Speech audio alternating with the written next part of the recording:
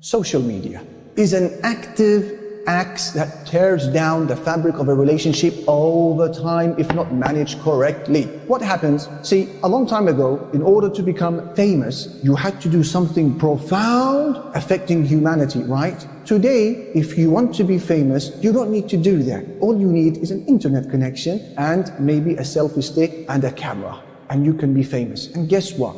The more clothes you take off, the more the likes. The more radical and crazy things we may do, the more the response rate we get. And then the greater the response rate we get, the more the dopamine, the more sense of gratification. And the more the sense of gratification, the greater the urge you will have to do more. What happens over time is that you and I will lose the ability to accept attention from one person, because our brains have become rewired to only accepting and craving attention from many people. Why 30 likes when I used to have 300 likes? Why 3,000 likes when I used to have 300 likes? And then your poor wife or your poor husband wants to sit down and have a conversation with you. You can't do it anymore. You're fidgeting. You're yearning to get back on the phone and to see who said what and who liked what.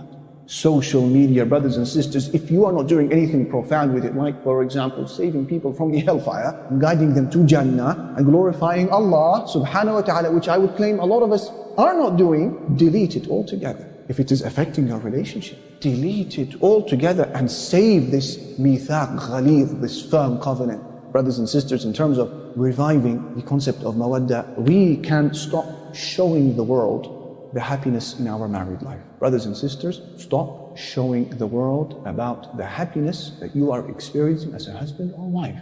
The world doesn't need to see the photos of your marriage. And if your husband, your sister has bought you a huge bouquet of flowers, you don't need to show the world on Instagram that your hubby has just got you some flowers. Because you're telling me from those 500 people you have as your friends, or maybe the 5,000 still, none of them are unmarried, none of them envy you for where you are at. You are saying to me that none of them are married but are not suffering as married men or women? And then they see now this carefully filtered photo that you have uploaded, and they're thinking, what about me?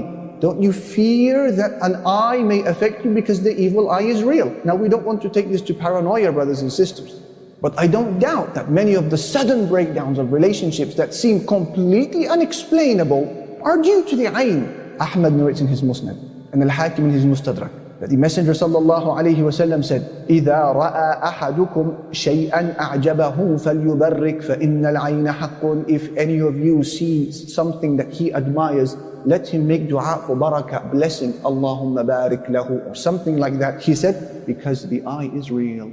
The eye is real. And Abu Nu'aym narrates in his Hilya with a Hasan chain of narration, as mentioned by Nasiruddin al-Albani, that the Messenger sallallahu alayhi wa sallam said, إِنَّ الْعَيْنَ لَتُدْخِلُ الرَّجُلَ الْقَبْرَ وَالْجَمَلَ الْقِدْرَ. The evil eye can take a camel to the pot and can take a man to his grave.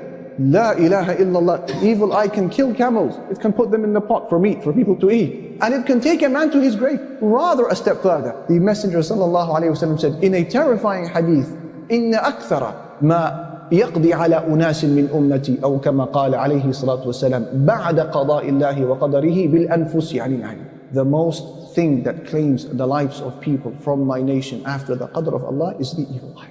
Marriage is supposed to be something private between you and your spouse. Why is it that when you have a wonderful moment with her, the very first thought that goes into my mind or yours is cyberspace? What's the best filter for this image? How am I going to get those envious eyes to look at me?